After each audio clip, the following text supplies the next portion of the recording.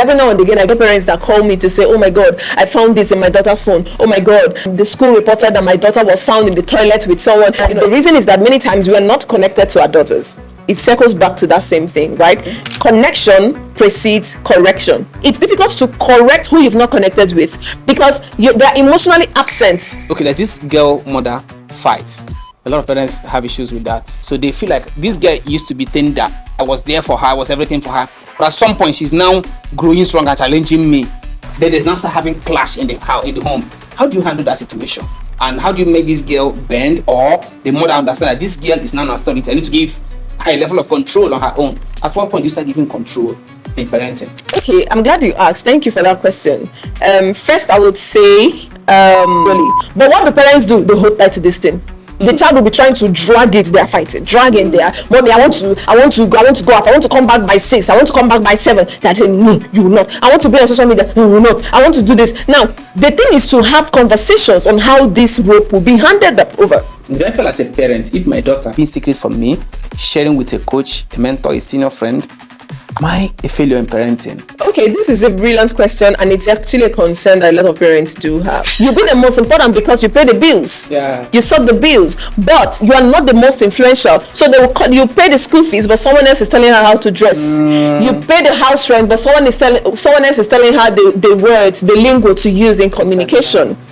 Inside your own house, someone else is parenting your child. Could be internet, it could be peers, it could be an influence somewhere randomly.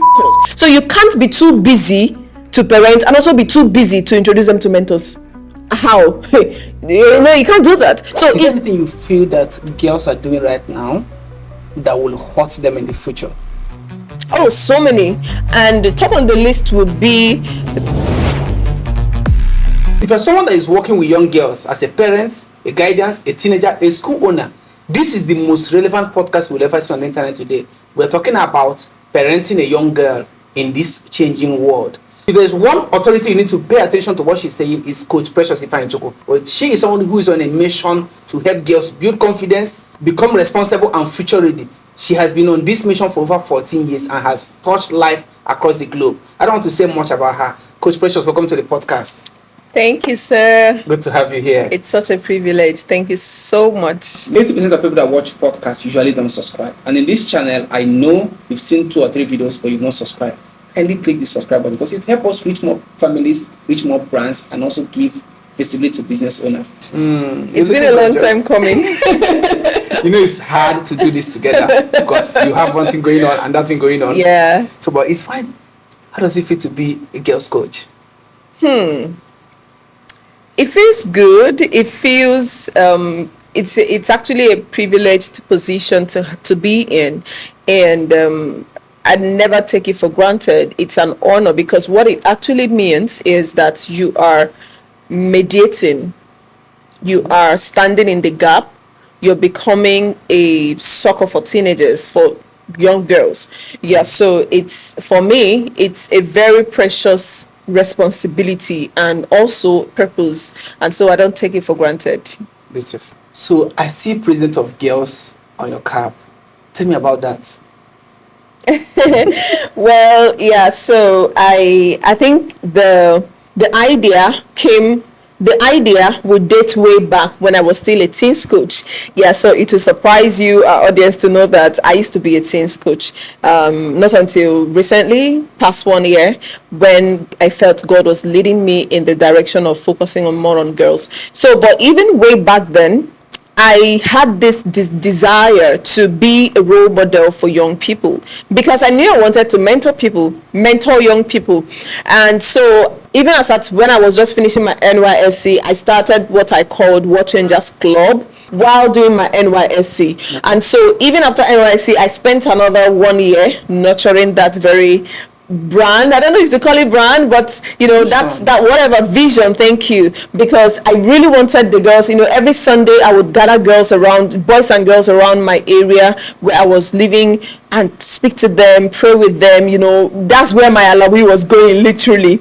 So, but when I was done, something kept on ringing in my head. I wanted to be a media person, and the reason I wanted to be a media person is that I wanted to be someone that young people can look up to, not someone that looked like a bad like a celebrity person, or yes, I wanted to be that. And it wasn't for me, it was because I already see that young people love to look up to, because I was in that position as well. I remember when I was this little, I will watch TV, watch the news, and I'll be like, oh my god, I wish I can just see this person.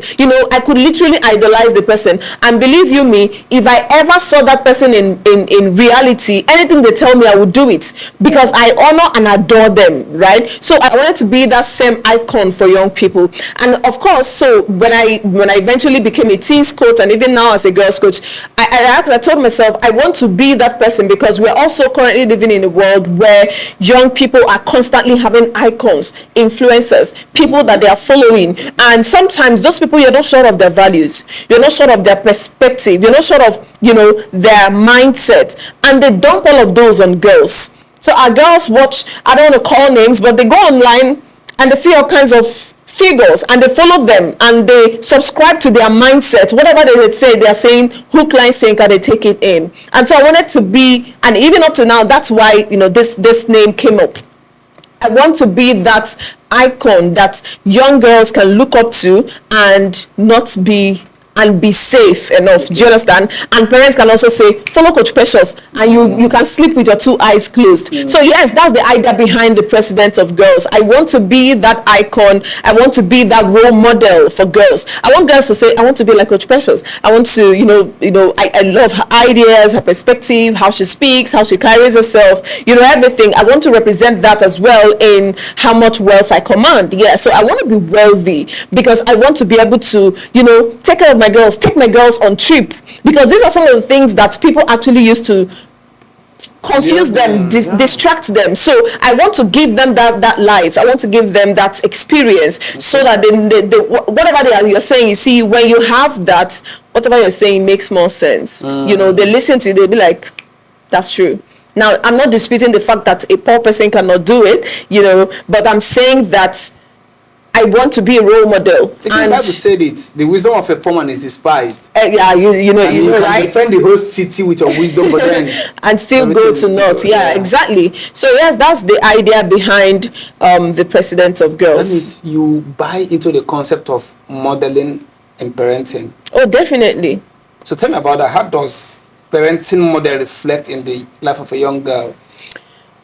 Parenting is modeling in many ways. You see, that child you are raising currently is looking up to you, and the truth is that they will do more of what you do than what you say.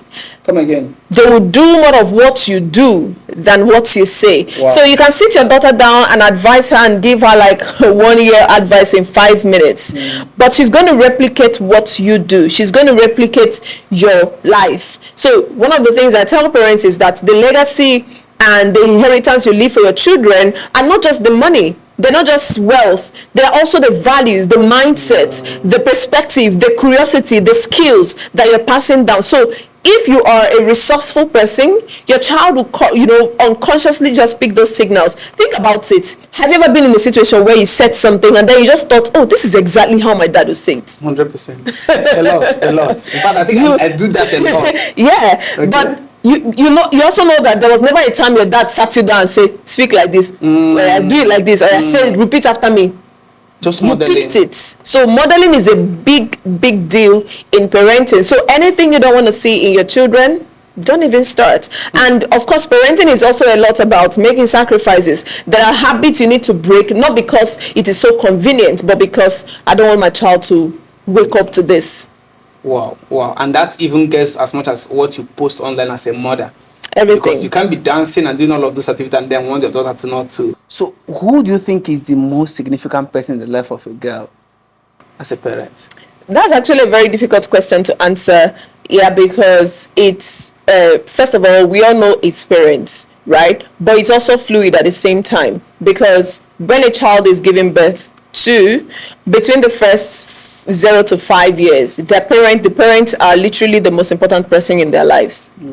Yeah, because I mean, you make every decision for them. You are their source of life. You are their source of succor, comfort, provision, everything. So they know you. You come first, then other adults, then friends, because they're not even thinking about friends at this point, and pop culture.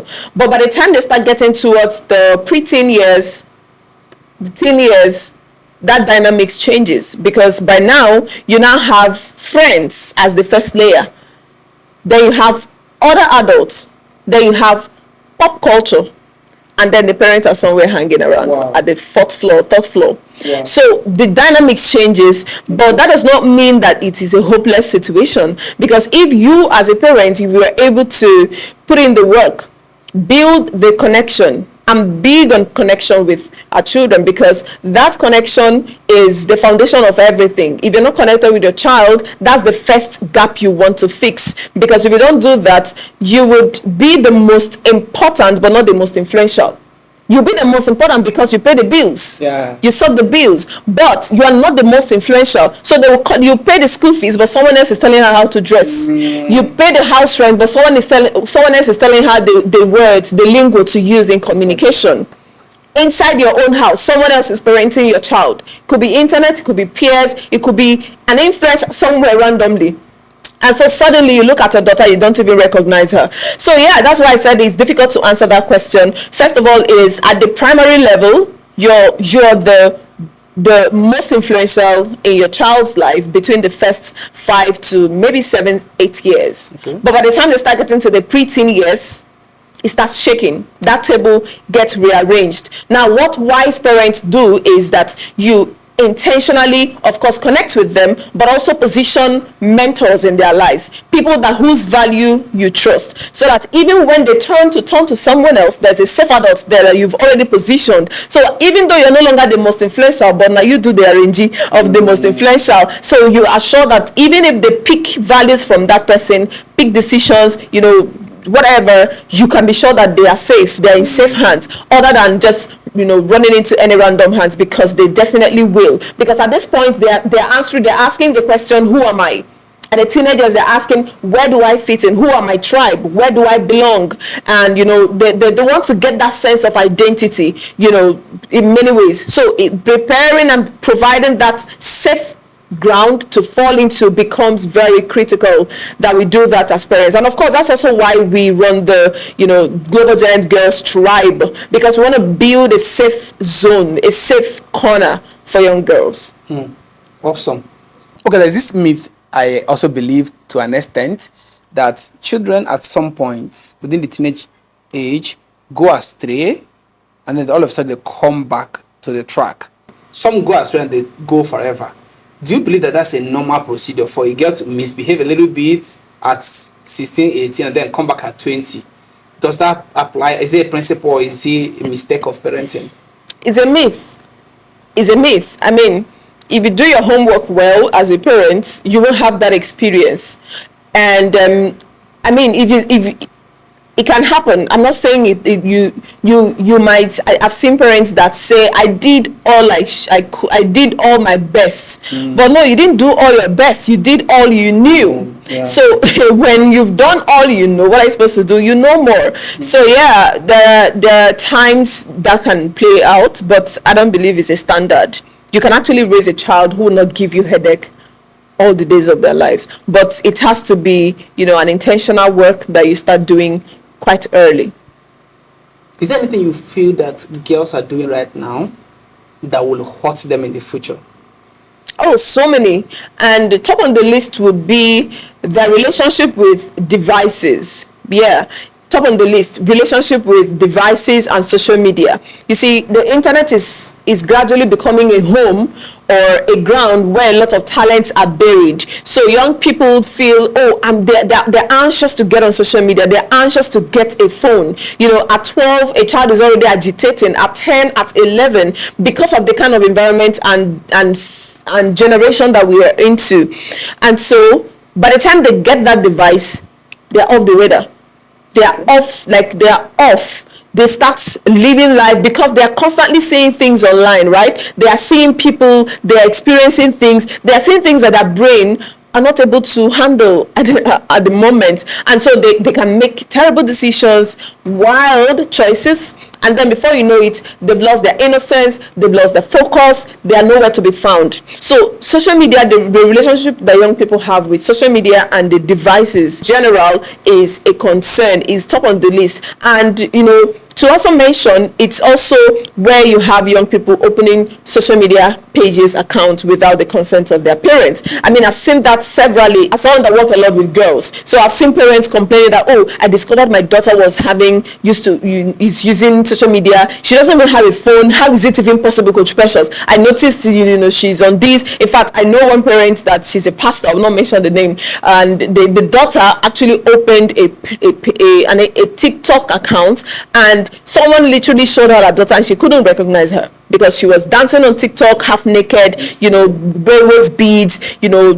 braless, and the same innocent daughter in the house. Still the same innocent child in the house. So it bothers me, because first I would blame it on parents. Yeah, because that daughter of yours, how did you prepare her before giving her a phone? You don't give a phone because, oh, my daughter is turning 13. What's that? It's like handing a child a car key because she's turning 13. Nobody does that. I see people, you throw iPhone 17 at your child because it's her 16th birthday. And then that same phone, that same gift becomes the barrier in your parenting. You gave your daughter a phone. Now the phone has taken your daughter away from you. Doesn't even make sense. So you want to be able to school your daughter before you give the phone. For instance, what's she going to be doing with the phone? What will be her contribution? What will be the use of that phone? What are the rules around it? What's your family media plan? All these things have to be in place before you even give your child a phone. Wow. So a lot of parents don't do this. They just give phone. This one I'm giving you, make sure you don't go and start using it anyhow. Make sure you don't go and be doing. That's advice. And two of us know it doesn't work. So you need structures, you need systems, you need accountability, and you need follow-up. But there's an argument I saw online that was so real. So the man said that, I'm giving my son phone. I know you don't like it, and my son is below 10, but I'm giving him the phone. When I was young, my parents would call on the landline. I would go and pick the phone. They would tell me how the work is going, how they are feeling, wherever they are, and they also check up on me. But now you're saying I should leave my son at home, travel out, and I need to talk to a third party before I speak with my son. He said it's abnormal. Why must he do that? Life will teach him the hard way. That's what I'll tell him. Life will teach him the hard way, because you're giving the child a phone. Now, first of all, your son, if there is a help at home, if there is a domestic staff, if there is someone living in the house, because I'm sure you can't just leave your 10-year-old alone and travel. There's an adult. What is wrong with passing the phone to your son? That's number one. Number two would be, you can have a family phone. You can have a family phone, have a position where it is kept. And a family phone doesn't have to be an Android phone. It can be a button phone that everybody knows this family phone is for communication. There are also landlines. It's out there. You can buy it. Nobody says it has to be for offices alone. Okay. You can buy the landline and keep it at home. If you are actually intentional and serious about not exposing your child to devices, to phones on time, because frankly, some of the people that produced this product and gave us this product, their children don't use it. Wow. They don't use it until a certain age. They put barriers, they put systems, they put structures, because they understand the power of this thing, and they understand how addictive it can get. Chinese actually call phone digital cocaine, because that's how bad it is. In fact, they say that it is easier to treat someone with cocaine addiction, right? Cocaine addiction, drug addiction, than someone with phone addiction. Because phone looks so legal. So there is this major concern. Parents say, I've spent money in school, I've spent money in uniform and all of those things in school. Why do I need to get her a mentor? She has swimming coach, she has music coach and all of that. What else is the mentor coming to teach my daughter, since they learn everything in university and secondary schools? That's funny, because it means that you are leaving the very important ground uncovered. Academics are priority, learning swimming, not bad, learning extra language, not bad, having all those coaches. They are catering to skills Okay. And those are good. But a swimming coach may not, they may, but they may not have the ability to mentor your daughter to be able to handle peer pressure, to be able to handle crisis in life, to be able to learn the right values to live by. A coach may not be able to do that. In fact, a coach is coming to teach. A coach is ensuring that she learns this swimming, because that's what he was paid to do. She was paid to do. And if your daughter is having a downtime, if she is struggling with a decision, if she is struggling with a lifestyle that she actually needs to speak to someone about, that she needs support about, who fixes that gap? And many times our daughters, they may not be able to speak to us, which is true, for different reasons. Maybe they don't know what the response is going to be. Maybe the last time they tried, it didn't go down well. So the next experience that comes, they're like, I'll figure it out. And I tell girls, open wound heals faster. But the moment you keep the wound closed, it gets rotten, it gets worse, it doesn't heal. But opening it up to the right person is your first miracle, because now the right attention is given to it. And so there are situations, there are things that are going on in the life of your daughter. So you can just feel like, oh, my daughter, she's just good, she doesn't even need mentorship, she's fine. But you can't be sure, because many times it is those that we think do not need it that need it the most. Wow. So there are people that need it the most at some point. Okay, there's this girl mother fight. A lot of parents have issues with that. So they feel like this girl used to be tender. I was there for her, I was everything for her. But at some point, she's now growing strong and challenging me. Then there's now start having clash in the home. How do you handle that situation? And how do you make this girl bend, or the mother understand that this girl is now an authority? I need to give high level of control on her own. At what point do you start giving control in parenting? Okay, I'm glad you asked. Thank you for that question. First, I would say mother-daughter fight is not a strange thing, but that doesn't also make it right. Okay. Yeah, there might be some time that you may not necessarily agree with your daughter, but that doesn't have to result to fight. And I know when I say fight, I don't mean physical busting, but the fight doesn't have to happen. And the reason is that many times we are not connected to our daughters. It circles back to that same thing, right? Okay. Connection precedes correction. Connection precedes correction. It's difficult to correct who you've not connected with, because they're emotionally absent.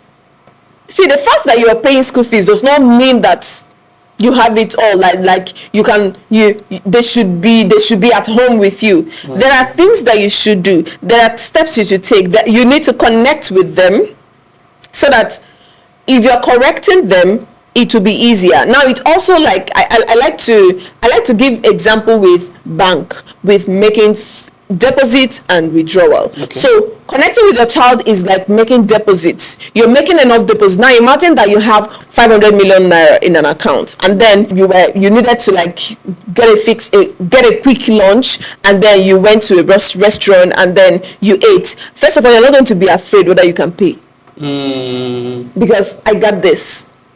Now when you pay, the account will not shake. Mm-hmm. There's not a lot that can happen to that account, because come on, I still have more. If you need to buy something afterwards, maybe get into the supermarket, pick some necessities, it still will not shake the account, because you have enough. You've been making deposits over time, right? But assuming that you have urgent 2K alone in the bank account, and you need to have lunch, first of all, there are places you will not go to. Exactly. You look for one mama put at the backyard, yes, and then you will be checking anywhere you want to put it. Ask how much. I put small, divide it into 3, give me 1, because you know how much you have, right? And so, and anything you remove from that 2K is going to reflect. Definitely. It will definitely reflect. Never even come out. So that's the same thing with our children. It is important that you are constantly making deposits.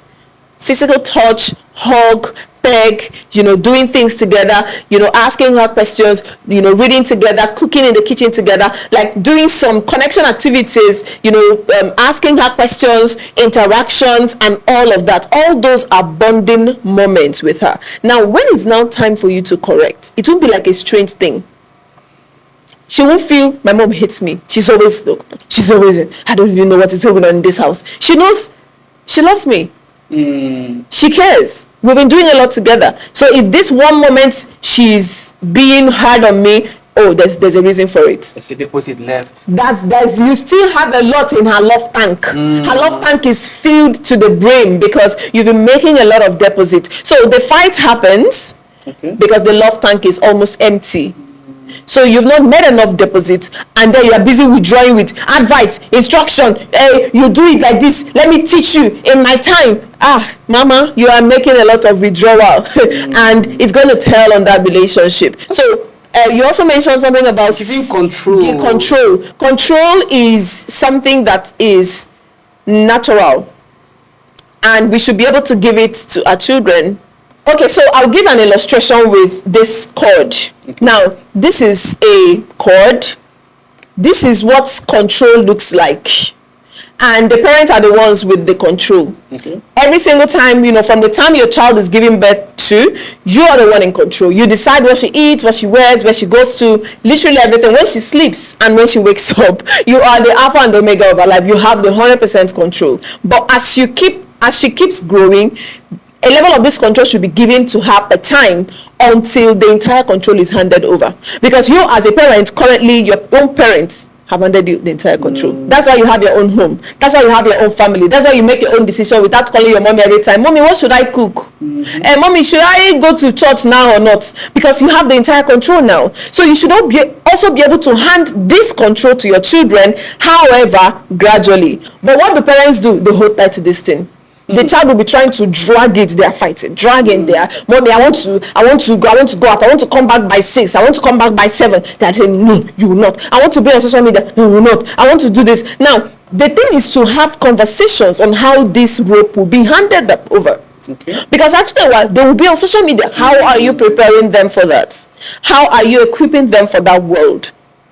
They will go to higher institution. How are they going to be surviving in there? That's that gradual decisions. You let them in your house, you let them do small things. Okay, cook. Okay, now let's see, what are we going to cook? Make the list and show me. Okay, today you're the one to go to the market, or we'll go to the supermarket together. Make the decision. Check what's the total. You give them small decision. Gradually, until when they are married, finish. Everything. And someone continues from where he stopped. So it is important that we realize that this decision, this control, this is natural. It's okay for you to have it at the time. They will crave for it. They will want it. That's why your daughter, after a while, she wants to have her own things. She will say, Mommy, separate. I want to have my own sponge. I want to have my own towel. I want my own room, my corner. They want to have that sense of independence. It is natural. It's just like when a mother hen hatches her eggs. After a while, she'll carry the chicks out. And they'll just be moving. She's literally the one doing everything for them. But after a while, they want to start going. They'll start, the mother will be there. Then they'll be at the back. They don't want you, ma. I can take care of myself. I find food, I eat. After a while, even if you don't leave, the mother will start picking your head. Leave this place. Because that's how it should be. He's trying to hand over this thing. And that's actually the natural order that God created. But many times, we parents, we want to hold it. I'm the one, I know what is right for you. You want to make every single decision. The school she will go to, what she will study. You don't even trust that she has a brain. Come on, I love that. You don't trust that she has a brain. Yeah. But you need to empower her to be able to make her own decisions. Okay, so Coach Precious, you do a lot of trainings, you do a lot of research, have a lot of resource product, books and everything. But let's walk through something. If I'm sending my daughter out to her institution, to another class, are there things I need to pack in her bag? And are there things I needed to have been doing before that time so I can comfortably send her off? Okay, now I believe you can handle this. Go do this. I don't need to be micromanaging you on the phone every time. What are you doing? What have you slept? And all of that. Are there things a parent should be doing from day one to help them achieve that result by the time the girl is 16, 17, going to university? And then what should be in the girl's bag? Who should be in their life before they leave the house? Of course, there are certain grounds that must be covered before your daughter leaves for school, because what it means is that she's going to have 100% independence and she's going to be away from home. So you need to have put some things in place. For instance, what are the structures that you've taught her? What are the skills that she has learned? I'm not talking about how to make bead and how to make perfume. I'm talking about life skills like navigation skills, emotional regulation skills, financial management skills. There are so many things that should have been in place before she leaves the house, because by the time she leaves, she's going to be independent and she's going to be making a lot of decisions on her own. So putting that is important. Skills, structures. Now, by structures, I mean, what time does she wake up? What time does she sleep? Does she understand that, in school, I need to wake up at so time? Does she wake up when she feels like? Does she wake up when the sleep is off her eye? When, she has exhausted the sleep? Or does she wake up when she should? That's structure. What time do you eat? How do you prepare the food? So all these are structures that you need to put in place. And then it's also important that you introduce people in her life as she's going, because she's not going to have you there at a speed dial all the time. You should need to also have like other trusted adults that she can reach out to if there is a need, if she needs help, support, encouragement, or prayers or whatever. That's where other adults come in, like aunties, uncles, mentors, counselors, friends, senior friends, people that she can trust, that she can speak to, because life will life. There are life situations that would hit her when she gets into school. There will be moments of, downward spiral. Who will she speak to? If you're not available, how does she get the help she needs? So all these are things that we need to put in place before our girl leaves home. Therefore, as a parent, if my daughter being secret from me, sharing with a coach, a mentor, a senior friend, am I a failure in parenting? Okay, this is a brilliant question, and it's actually a concern that a lot of parents do have. And some parents feel like, why would my daughter talk to you or about things that she's not talking to me? Well, newsflash, she's already talking to people. Yeah, she's already talking to people. And so it's not, we're mentors are not your competition. Mentors are not your replacement either. Mentors are your partners. So if your daughter is talking to the mentor about something she has not spoken to you about, it doesn't make you a failure. In fact, it makes you a big success, because speaking to the right person is better than speaking to the wrong person, or even worse still, not speaking at all, because that emotions is being bottled up and it will erode one time. So one thing you want to do is to introduce that adult and be the one to make that decision, because they will speak to someone. And if your daughter is not speaking to you, just know that if she's not speaking to you about life, just know that she's speaking to someone about you. Because they will definitely talk. If our parents say, my daughter, she doesn't talk, she's just quiet, she doesn't have anything to say, no problem. Until she gets into the right place with the right person, she will open up. I've had girls tell me things that they will never tell their parents. I've had conversations with girls and they're like, Coach Precious, I want to tell you something. And so many times, it's not because they don't want to tell parents. I am an advocate for connecting with your child so that she tells you everything. I mean, what do I have to lose if she doesn't tell me? I want them to tell you, but so many times we've not walked through with our children to bring ourselves and them to the point where they can tell us everything and anything. And until we get there, while you are on the journey of, rerouting and becoming that kind of a parent that they can speak to, get someone.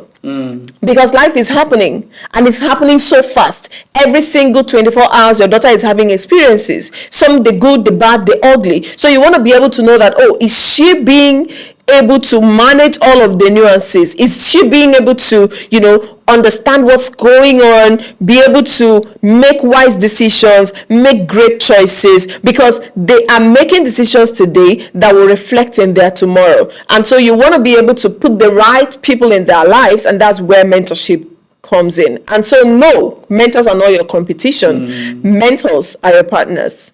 Okay. I said what I said. I love that. You wrote a book called The Girl's World. Why do you think it's important for girls to understand their world?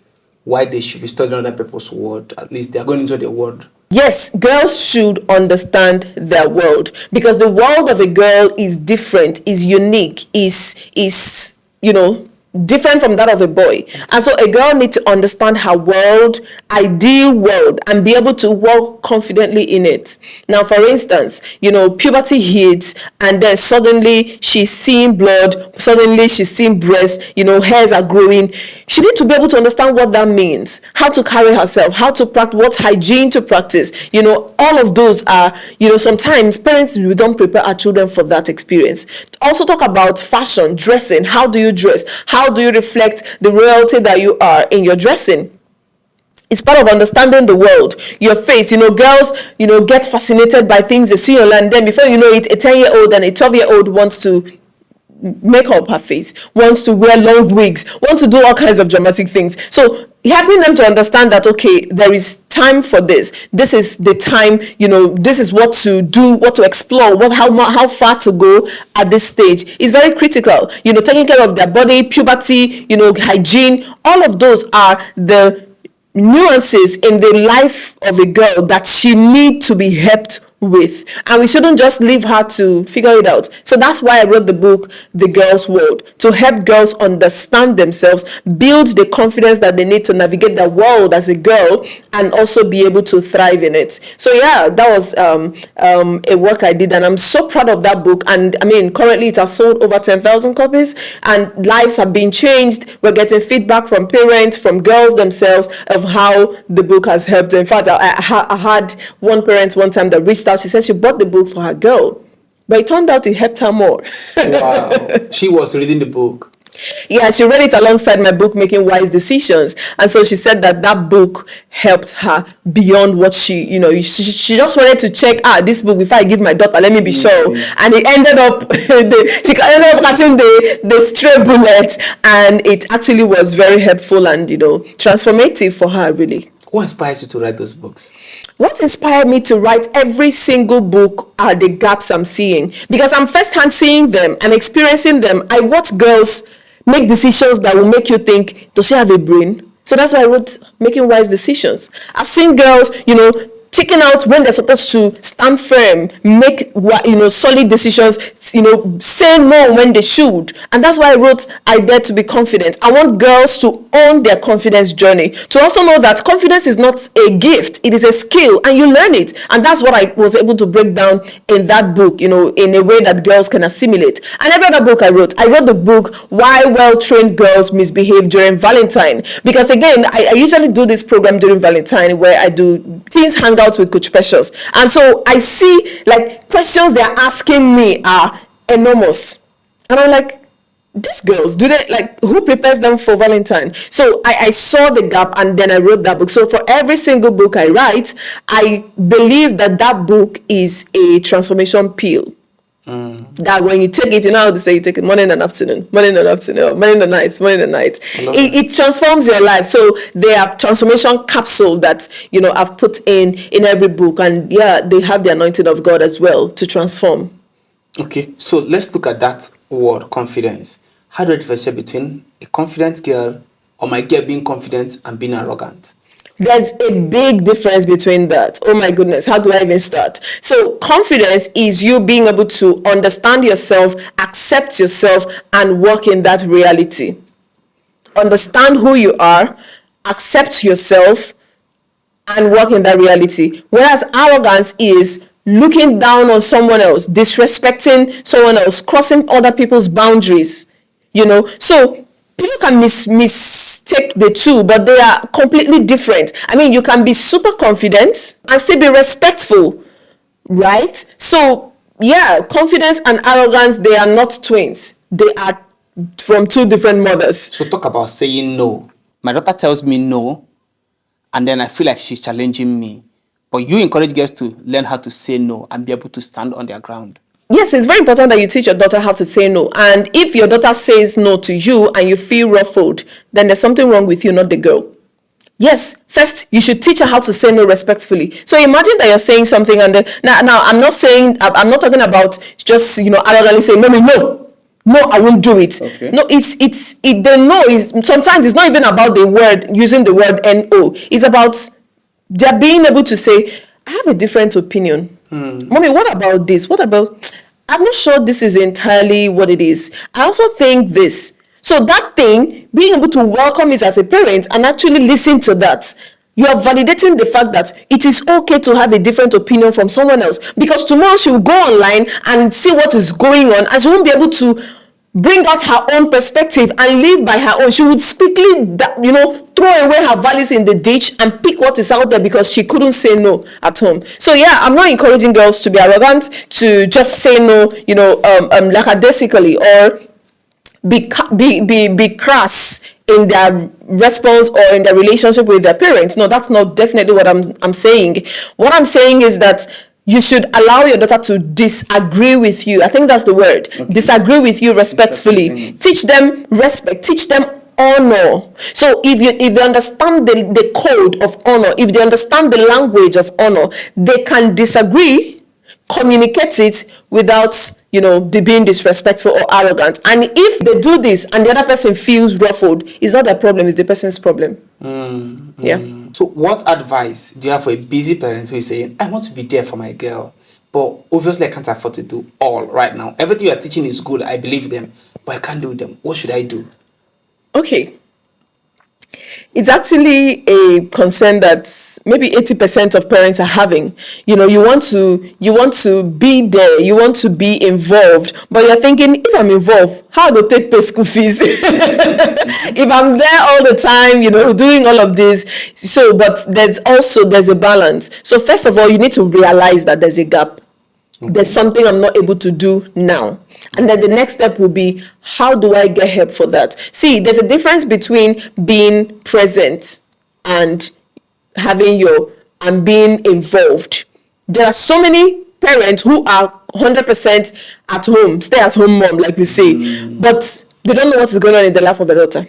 They are clueless, they're absent. So it's not about being there, it's about being intentional about every 5 minutes, every 10 minutes, being able to, drop in those teachable moments, take advantage of them, teach, guide, love, connect. So first of all, recognize the gap. Then secondly, look for help. There are so many parenting communities. It gives you that room to be accountable, to learn, to also see other people struggle and win, and be encouraged by it and take your own steps. Then it's also important that you also structure your life in a way, because the truth is that if you're saying you're not free, you're not available, you're not chanced to be involved today, tomorrow your own children will also be too busy for you. Because if you're absent in their childhood, they will be absent when you get elderly. They won't be there. They'll be too busy now pursuing their own dreams. Because they're copying you. Because that's modeling. They're doing what you did. So you find that time, that small time. It can be a 5 minutes intentional connection. Just sitting down and talking things out, asking questions, looking them in the eye, touching them. All those things are building that connection. So that it doesn't have to be like nobody's saying that you should sit down for 1 year, for 1 day at home talking with them. So it's in the consistency, gradual input, today, tomorrow. Then most importantly also, introduce mentorship into their lives. Yeah, introduce them to mentors. So you can't be too busy to parent and also be too busy to introduce them to mentors. How? You can't do that. So if you are busy while working to adjust your schedules and put all these things together, introduce mentorship into their lives, because life is not waiting for you to get less busy. Life is already happening. Do I get the right mentor for them? How do I get the right mentors? Well, you have one speaking to you. You are listening to one already. So it makes the search easier. Just hit me, reach out to me, and let's get started. I mentor girls ages 7 to 19, and every single time, every curriculum we create, every program we put together, every of our book, our resource is targeted at helping girls become bold, confident, responsible, and future ready. And I'm sure that's what you want for your daughter. And so if that's what you want, like I know it, reach out to me. Wow. So somebody can be busy parents and still be present in their daughter's life? Yes, sure, you can. Yeah, and you can still be a sit-at-home mom and be clueless. Okay. Yeah, because it's not in the quantity of time, it's in the quality of time. So let's walk through why you do. This should be a passion. This should be something you do in your bedroom, like coaching somebody over the phone. Why do you have to get a building, a property, setting up everything in the property just to do one thing? It's not to mentor girls. Why is that a big deal? it can only get bigger from here, by the way. So whatever that's been done, it's just a tip of the iceberg. Yeah, because we want to build a home, a safe zone, a safe space where girls can actually walk in, get materials, have access to the coach, have access to materials that would help them, right? We're also going to be having like physical programs, events, small get together, small activities with girls, and it's going to get bigger. So I had to do that because, first of all, this is growing beyond me. I have staff working with me from, in the office. I have staff working with me online as well. So it's actually getting beyond just a passion that I'm doing. So I need to give it that structure. I need to give it that face so that as well, it even positions you as someone that is serious with what I'm doing. Imagine that I have a session with a girl and the parent actually wants the girl to meet me in person, and I'm bringing them to my room. As much as I can do the coaching from room, but we needed to like have a physical space because we're also, looking to get into partnership and collaborations. So we want to have that entity, that physical space. So yeah, that's why we do what we do. Okay, so as we're wrapping it up, I want to ask you this question. What do you have going on this holiday period? And then where do you see the brand in the next 5-10 years? 10 years plan is to reach out to 10 million girls. We want to be able to reach out to girls in their numbers because the world out there is not waiting either. Girls are constantly being influenced by what they're seeing on social media, by influencers they're following whose values they don't even know. So we want to position the brand as a home for young girls, as a breeding ground for global giants, girls that will become global figures, girls that will become global standard. That's why we teach them leadership, we teach them self-development, we teach them skills, we teach them to own their growth and their journey. Where I see the brand is a place where it becomes a household name in the world, starting from Africa, where parents can be confident enough to send their children to and sleep with their eyes closed because they know it's a system that is providing the much needed mentorship for their daughters. And so for this season, we are organizing what we call Girls Online Leadership Program. So the Girls Online Leadership Program, this is actually the second edition. It's an online school where we want to raise leaders. So in this class, we're going to be teaching girls how to, understand friendship. We're going to be teaching them self-leadership, because you can't lead others without leading yourself. So peer leadership and self-leadership and so many other things, emotions management and the rest. It's a 6-day program where we're going to be teaching them every single step of the way. We're also going to be giving them free resource materials, ebooks, worksheets to be able to put all of those together. It's actually a very robust system that we're creating. So this holiday, instead of just leaving your child to do another random swimming class, summer lesson, enough, please. Let's mentor these girls. Let's recenter them. Let's be sure that, this girl, who is she becoming? What are her values? In that program, we're going to be getting girls to create their vision board. Who will teach that? Which school will get your daughter to create a vision board for her life, to have a vision where she's something she's pursuing, what she wants to become. Nobody does that in school. So that's the gap we want to close. So instead of just putting your daughter in all of those random things, why not put them where they're going to interact with other girls from everywhere who are also as passionate about growth as they are, so they can learn and be mentored as well. Just before I let you go, Coach Precious, do you have any story of a girl that if you listen to and you were like, wow, why didn't their parents register her with me, or why didn't they send it to me? This should have been corrected. Have you had any striking story like that? Of course, every single time there are girls, there are more girls who are not being mentored than girls who are being mentored. And those girls who are not being mentored, they are constantly, making decisions. They don't even have to be online. They're just daily making decisions that are most likely going to ruin their life if it is not doing that already. Because with mentorship, what it does is that it keeps you accountable. For instance, in a mentorship program, our girls report their weekly activities to me. So I get to see what they're doing, what their activities, what their daily lives are looking like at the end of each week. And I give them a feedback. So there's that accountability. Just knowing that I have a mentor somewhere that my mom can actually report me to. It's something. It's keeping that check. It's keeping that, giving that. And it's also someone that they love and respect. That does the job. So there are more girls that are not being mentored than girls that are being mentored. There are stories I can't share right here. I've been privy to some accidents, some situations, in homes and all of that. Every now and again, I get parents that call me to say, "Oh my God, I found this in my daughter's phone. Oh my God, the school reported that my daughter was found in the toilet with someone. Oh my God, all of those." And then it is at this point that we now start talking about mentorship, how to get them into a session with me, how we can now get them, into the mentorship system to talk to them. So yes, there are more girls that are, again, not being mentored than girls that are being mentored. And when we put our girls in mentorship system, it takes care of a lot. I'm not saying that the mentorship is going to like turn their life 360. It doesn't happen in one day, because the bad characters were not developed in one day. So it takes time, but the most important thing is that they are in the process, and they now have a trusted adult figure in their lives who is supporting, teaching, mentoring, and holding them accountable. That is the biggest gift any parent can give to their daughter. Okay, so look at this camera now. Talk to a father, a mother, and a daughter who is living in a home. Parents have expectation of the girl, and the girl also has a person she wants their parents to be to her.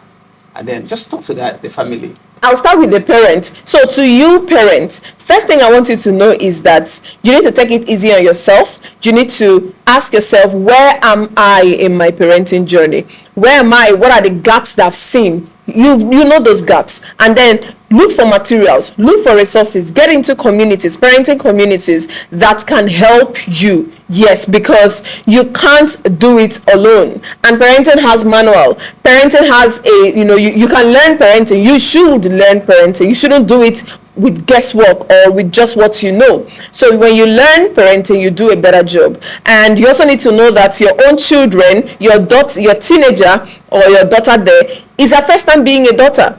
So she may not always be right. You may not always get things right. So make room for failure, make room for disappointment, for digressions here and there, while teaching them and training them. So that's what I would say to parents and to girls, to my giant girls all over the world. First, I want you to know that your parents is their first time being a parent as well. Trust me, they've not been parents before. So they may not always get it. There might be mistakes. There might be times they will behave like the typical African parent. Those things that they do that makes you roll your eyes and you're like, oh my God, my mom, my dad. So you want to be patient and, also try to understand from their own standpoint. But most importantly, girls, I need you to know that you were born looking like your parents, but you will die looking like your decisions. So every decision you're making today is making you become someone, is producing something out of you. So check all your decisions, check all your choices. Don't just make random decisions, because they are going to form your reality. Thank you so much for watching to the end of this podcast. Coach Precious, it's an awesome moment having you here. Thank you so much. I hope you'll come back next time. Sure, I will. Thank you so much. All right. So remember, 80% of people that watch podcasts usually don't subscribe. And in this channel, I know you've seen 2 or 3 videos, but you've not subscribed. Kindly click the subscribe button, because it helps us reach more families, reach more brands, and also give visibility to business owners. My name is Ifeanyi Chukwumabo, and I'm here to give you the brands that will help you achieve your goals. See you the next To give you the brand. I'm here to give you information that will help you build a brand and stand out on your space. See you on the next podcast. Click below to subscribe, like, and share this video.